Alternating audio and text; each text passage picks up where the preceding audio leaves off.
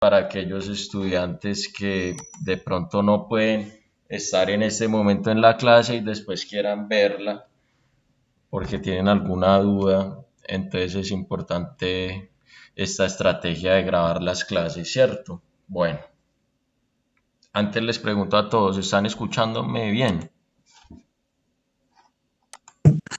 Sí, profe. Listo, muy bien. Bueno, entonces Sí. iniciemos con el primer punto, que es la reflexión. Bueno,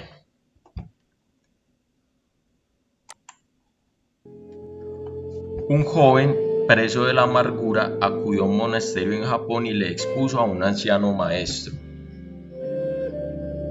Quería alcanzar la iluminación, pero soy incapaz de soportar los años de retiro y meditación. ¿Existe un camino rápido para alguien como yo? ¿Te has concentrado a fondo en algo en algún momento de tu vida?, preguntó el monje. Solo en el ajedrez, pues mi familia es rica y nunca trabajé de verdad. El maestro llamó entonces a otro monje. Trajeron un tablero de ajedrez y una espada afilada que brillaba como un sol. Ahora vas a jugar una partida muy especial de ajedrez. Si pierdes te cortaré la cabeza con esta espada y si ganas se la cortaré a tu adversario. Empezó la partida. El joven sentía las gotas de sudor recorrer su espalda, pues estaba jugando la partida de su vida. El tablero se convirtió en el mundo entero, se identificó con él y formó parte de él. Empezó perdiendo, pero su adversario cometió un desliz. Aprovechó la ocasión para lanzar un fuerte ataque que cambió su suerte. Entonces miró de reojo al monje, vio su rostro inteligente y sincero, marcado por años de esfuerzo, evocó su propia vida ociosa y banal y de repente se sintió tocado por la piedad. Así que cometió un error voluntario y luego otro. Iba a perder. Viéndolo, el maestro arrojó el tablero al suelo y las piezas se mezclaron. No hay vencedor ni vencido, dijo. No caerá ninguna cabeza. Se volvió hacia el joven y añadió: dos cosas son necesarias, la concentración y la piedad. Hoy has aprendido las dos. Bueno, me parece pues una reflexión muy importante, sobre todo para ustedes en este momento que se encuentran ya finalizando este año escolar tan atípico, pero que nos ha enseñado muchas cosas, ¿cierto? Como lo que nos acaba de mencionar, la reflexión, la concentración y la piedad. Y esa concentración es la que debemos tener mucho finalizando este año escolar, sobre todo para aquellos estudiantes que no han presentado sus talleres oportunamente, que se concentren en este cuarto periodo en lo que realmente se deben concentrar, que es el estudio, en entregar sus talleres a tiempo y que no terminen perdiendo el año, porque recuerden que ya se estableció institucionalmente que el año sí se pierde, el año sí se reprueba, contrario a lo que se está diciendo o se dijo, que el año no se iba a perder por ser un año atípico, por ser un año de pandemia. Resulta que no, si usted no entrega las actividades en las fechas estipuladas, el año sí se pierde. Y recuerden que en la primera reunión yo les dije a ustedes cuáles iban a ser las fechas para entregar los talleres. Hablamos de que el viernes de este mes, cada viernes representa un periodo. Entonces, el 6 de noviembre, último plazo para entregar cuál periodo, el primero. Así sucesivamente, ¿cierto? Creo que después sigue el 13, el 6, el 13 entonces el segundo periodo, el 20 el tercero y el 27 el cuarto. Entonces, en este momento es cuando ustedes como estudiantes deben tener más concentración por terminar bien su año escolar. Listo. Pasemos entonces ahora a lo que tiene que ver con las temáticas ya del primer taller de la guía de talleres. Recuerden que la guía consta de dos talleres. yo les había propuesto que el primer taller lo entregaran más o menos para estos días 29-30 de octubre. Y la temática principal de este taller eran las nuevas formas de pensamiento que surgieron en el siglo XVII. Habíamos visto en el tercer periodo qué significaba el absolutismo, ¿cierto? ¿Qué era eso?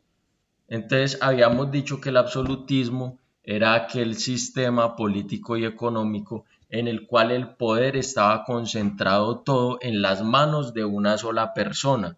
¿De cuál persona? De los monarcas, ¿cierto? Habíamos dicho que ellos concentraban absolutamente todo el poder. El poder no era como lo conocemos hoy día, que está dividido. Generalmente en nuestros sistemas políticos y nuestras democracias está dividido en tres.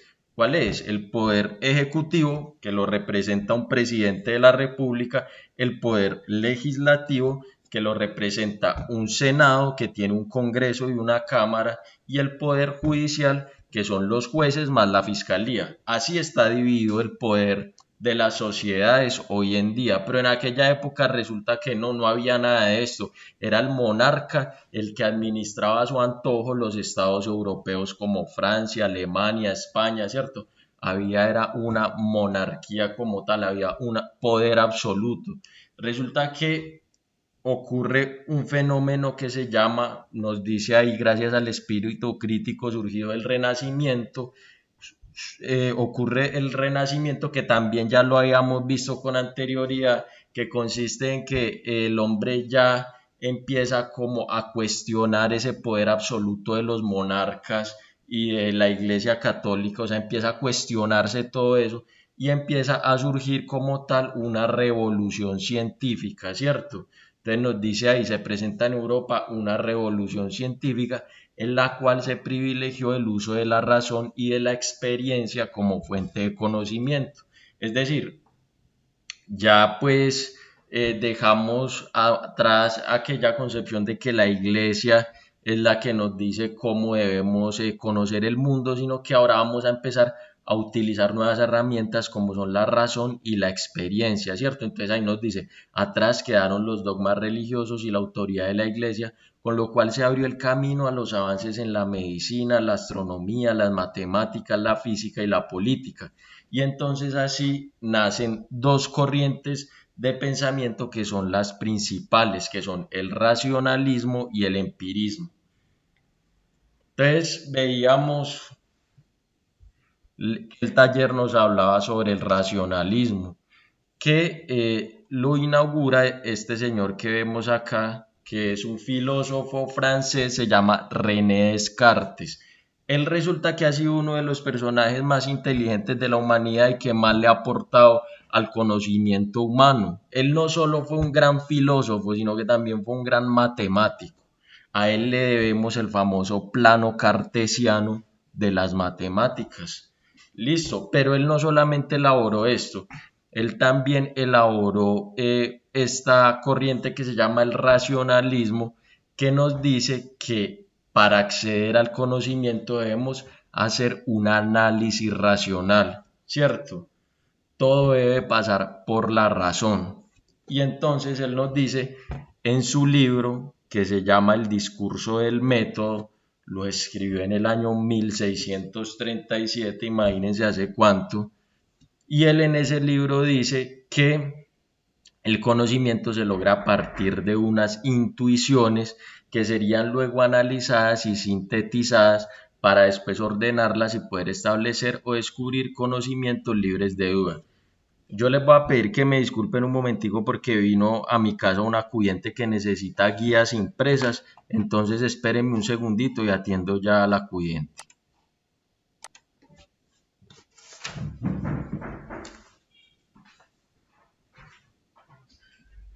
Hola, mensaje, verá que yo estoy en clase. Bueno, hasta luego.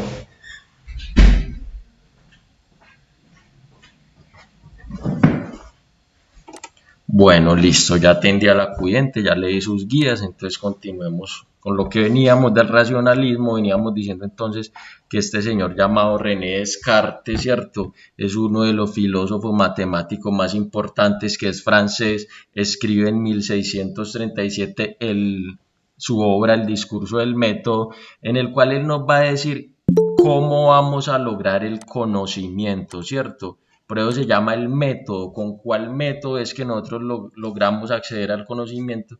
Y él nos dice que para lograr el conocimiento lo logramos a partir de unas intuiciones, dice ahí, que después son analizadas y sintetizadas para después ordenarlas y establecer los conocimientos, ¿cierto?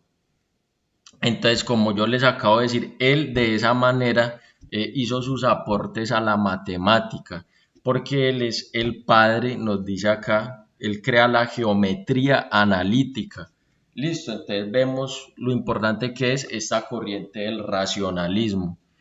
Pero también en aquella época surgió otra corriente que era un poco opuesta a la que nos planteaba este señor, que se llamaba el empirismo. Listo. ¿Y en qué consistía eso del empirismo? Cuando ustedes, por ejemplo, les dicen, yo soy muy empírico para arreglar un carro, por decir algo, muchas veces se dice así, yo soy empírico.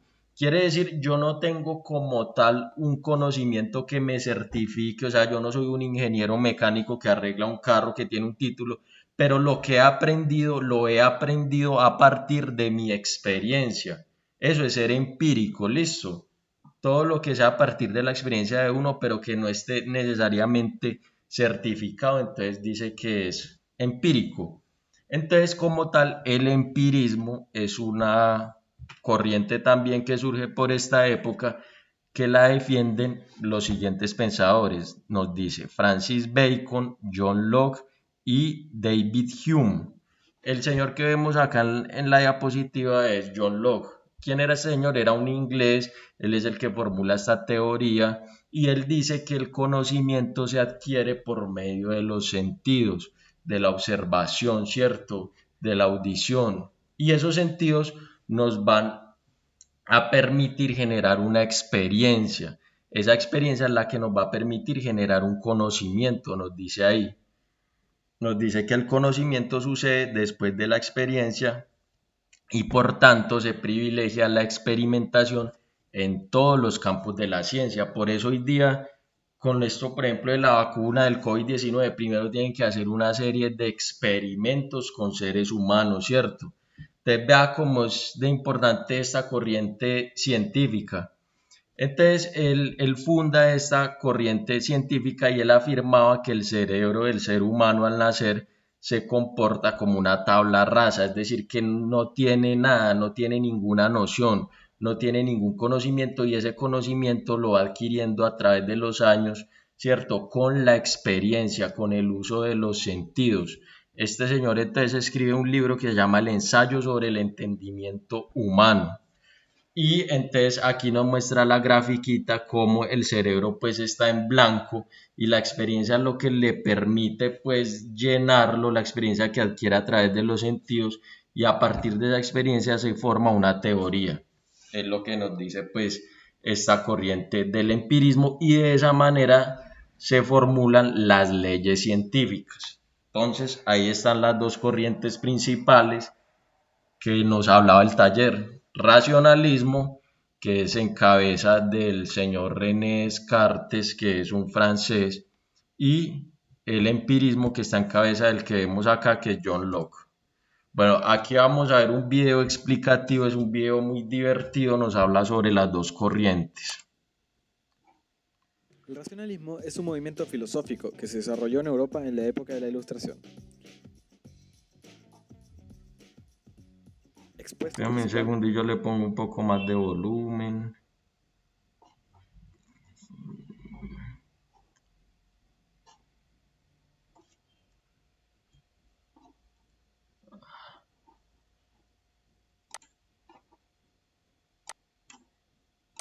Por René Descartes, filósofo y matemático francés, que además inventó el famoso y a la vez odiado plano cartesiano. Volviendo al tema, el racionalismo, un movimiento filosófico que pone fe ciega a la razón, busca una verdad que no se pueda poner en duda. Para llegar al conocimiento, tan solo se debe pensar, hacer funcionar los engranajes del cerebro. Descartes habla de que los conocimientos y la verdad vienen con nosotros, y que tan solo debemos descifrarlos. El conocimiento del exterior está limitado y por nuestra misma mente, ya que entre un sujeto y el objeto que se percibe, ve, escucha, toca, huele, sabe, hay un concepto. Aquel concepto podía entregarnos probablemente una interpretación errónea del mundo, y tal vez todo lo que percibimos no es real, y no es más que un engaño. Pero debía haber algún conocimiento que no pasara a través de un concepto, y que pudiéramos contemplar completamente. Y ese es nuestro mismo pensamiento, el único en el que podemos confiar. Descartes afirma que el mundo es dudoso. Lo único que puedo afirmar que existe es mi pensamiento. Pienso y luego existo. Descartes habla de que el hombre nace con ideas, llamadas ideas innatas. Estas vendrían con el hombre y él tan solo debía pensar para descubrirlas. La verdad está tan solo dentro de nosotros mismos. Al entender todo esto, este filósofo duda completamente de la realidad y de nuestra conexión con el mundo exterior. Pero no le queda otra que utilizar la herramienta más útil, Dios. Él conectaría la realidad externa con el interior humano. Dios está en todas partes. Pero, ¿cómo valía la existencia del mismo Dios? Y acá es donde utiliza el concepto de la perfección. ¿Cómo seres imperfectos como nosotros podemos imaginar la perfección? Alguien perfecto tuvo que haber depositado esta idea en nuestras mentes. Ese sería Dios. Además de existir Dios, que nos da la tranquilidad de que todo es real y que percibimos correctamente el mundo, Descartes supone la existencia de un genocidio maligno, que nos estaría mostrando una falsa realidad. Por otro lado, en el siglo XVIII y de manera opuesta surge el empirismo, en respuesta al ya descrito en racionalismo. Su principal representante fue John Locke, filósofo inglés nacido en 1632 en Winton. Contrariamente al racionalismo, sostiene que el hombre nace sin conocimientos ni ideas de nada. Venimos como una hoja en blanco, y esta se va escribiendo a través de nuestra propia experiencia. Lo único que nace con el hombre es la capacidad de interpretar el mundo. Todo conocimiento tiene su origen de una experiencia previa. La experiencia es la base del conocimiento, pero no su límite. Se afirma la idea de que pensando se puede llegar a concluir, al igual que en el racionalismo. El empirismo fue una base para las ciencias metódicas, ya que buscó la forma de llegar a la verdad, comprobando detalladamente las variables. Ahora pongamos a prueba cómo funciona cada pensamiento en la vida real. Si un sujeto común y corriente, obviamente sin poderes especiales, cruza la calle y un auto a toda velocidad lo pasa a llevar, deduzco lógicamente que aquel atropello causó daño. Así sería para un racionalista. Pero ¿quién me afirma que así es? Puede que por alguna suerte variable no hubiera pasado. Lo comprobaremos con un sujeto de prueba. Recién en este momento podemos afirmar que el auto sí causó daño. Así sería para un empirista. Finalmente concluimos que racionalismo y empirismo no son tan opuestos como aparentan. Más bien tienen distintos usos, dependiendo a qué amerita la situación. No podemos estar toda nuestra vida comprobando cada situación, ni tampoco dejarnos llevar por lo que es obvio. Pensar racionalmente nos servirá en situaciones que se necesita actuar velozmente, y pensar empíricamente para casos en que necesitamos perfecta precisión. Listo, entonces muy interesante el video, nos ilustra pues que al final estas dos corrientes no son ni tan opuestas, ¿cierto? Que necesitamos pensar racionalmente, así como también necesitamos de la experiencia, es lo que nos dice este video. El racionalismo. Entonces, estas dos corrientes, tanto el empirismo y el racionalismo, permiten grandes avances en la ciencia, ¿cierto? Entonces, ellos, por ejemplo, posibilitaron que este señor que vemos acá, se llama Galileo Galilei, inventara el telescopio en 1610. Y este señor con ese telescopio observa en detalle la luna, descubre los anillos de Saturno, las tres lunas de Júpiter, las fases de Venus y muchas estrellas más. Este señor que vemos acá, Galileo Galilei, es uno de los astrónomos más importantes e incluso es uno de los que El de los que descubre la redondez de la Tierra, este señor Galileo Galilei. Por su parte, en la física, entonces tenemos a este señor de acá abajo que se llama Isaac Newton, que él va a descubrir la ley de la gravitación universal, ¿cierto? Que nos dice que todos los cuerpos son atraídos hacia la Tierra por una fuerza llamada gravedad.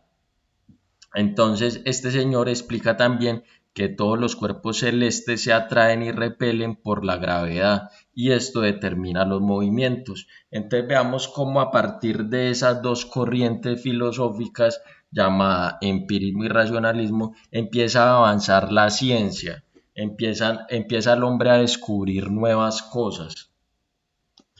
De la misma manera como el hombre va descubriendo nuevas cosas, va dándose cuenta de cómo funciona el universo, también ocurren una serie de cambios sociales. Como habíamos dicho anteriormente, lo que funcionaba era el absolutismo. Entonces, como habíamos dicho, en ese sistema todo el poder lo concentraba el monarca. Pero ahora con estas nuevas corrientes los que nos permiten es que hayan unos cambios sociales, ¿cierto? ¿Cuáles son los cambios sociales? Principalmente se va dejando atrás ese absolutismo. Entonces, nos decía en la lectura que ahí podemos ver, por ejemplo, el caso del sacerdote español Juan de Mariana, quien sostenía que el rey, a pesar de tener el control absoluto del reino, recibía el poder de Dios a través del pueblo. Entonces ahí podemos ver un cambio, porque antes se pensaba que el poder de Dios era así, no provenía solamente de Dios. Ahora este señor nos decía que el poder de Dios proviene a través del pueblo. Entonces, según Mariana, el monarca administraba ese poder, pero si lo ejercía sin respetar la ley, podía ser ajusticiado en su defecto, lo perdía y regresaba a su base de origen, el pueblo. Es decir, el poder del rey estaba en el pueblo, que era por medio de Dios que lo obtenía el rey, era lo que nos decía básicamente este señor, este sacerdote español. Entonces veamos ya cómo van cambiando las cosas. Ya por su parte el señor que habíamos visto en el empirismo, que era John Locke, él empieza a crear un nuevo sistema político, por decirlo así. Entonces él decía que los reyes no tienen un poder que sea dado por Dios, él decía que eso no existe, sino que lo que existía era que había un estado conformado por hombres y ese estado tenía unas leyes, ¿cierto? Todos los habitantes de un territorio conformaban un estado que tenía también unas leyes, era lo que nos decía este señor Locke, y que para crear un sistema más equitativo entonces el monarca no debía concentrar todo el poder absoluto, sino que ese poder debía estar dividido. Entonces él ahí es cuando ya nos introduce la idea del parlamento. Entonces sí puede haber un monarca, pero ese monarca tiene que estar controlado por un parlamento. Listo, entonces ahí es cuando se crea la monarquía parlamentaria. ¿Qué es lo que vemos hoy día en países como por ejemplo acá lo vemos en la parte de abajo en la foto? En España lo que hay es una monarquía parlamentaria. ¿Qué quiere decir eso? Sí hay un rey, pero resulta que hay un parlamento que es el que controla las decisiones que tome el rey o las decisiones que tome el poder ejecutivo.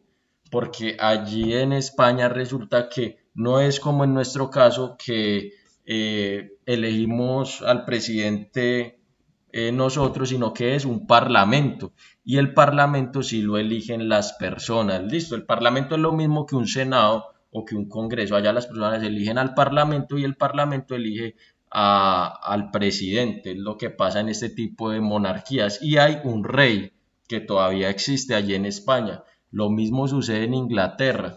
Ellos para acabar el absolutismo, ellos no querían que el rey concentrara todo más, sino que entonces introdujeron el parlamento y el parlamento ¿quién lo elegía? El pueblo. Y el parlamento entonces elige al que es el presidente, pero hay un presidente, pero también hay un rey, están las dos figuras. Listo, por eso se llama monarquía parlamentaria. Entonces, este sistema, como les acabo de decir, todavía existe. Todavía existe este sistema y era un sistema que buscaba, como les digo, acabar con el absolutismo.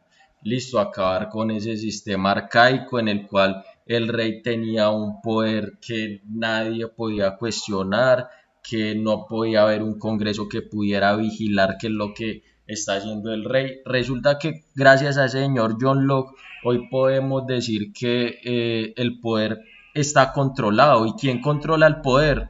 El mismo poder. ¿Quién controla al presidente de la República? El otro poder que existe, que es el legislativo y el judicial. Entonces vean los grandes aportes que hacen estos filósofos, estos hombres de letra, nos permiten básicamente crear la sociedad que tenemos hoy día gracias a sus ideas. Listo, entonces, bueno, no sé si ustedes tengan alguna preguntita o quieran participar con algo.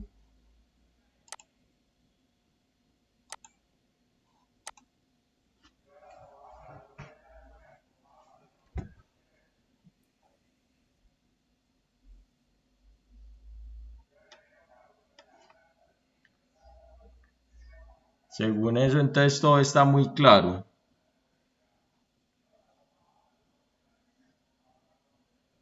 Sí, profe. Listo, perfecto. Sí, profe. Entonces, bueno, ahí entonces tenemos la temática del primer taller. Ya ustedes lo que tienen que ir haciendo en estos días es ir haciendo ya el segundo taller, listo. Y ya entonces yo les avisaré ahí por el grupo cuando nos volveríamos a ver. Entonces, espero que haya quedado claro este tema y nos volveremos a ver pronto. Un abrazo para todos.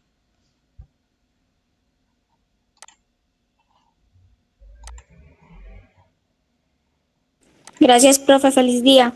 Bueno, feliz día.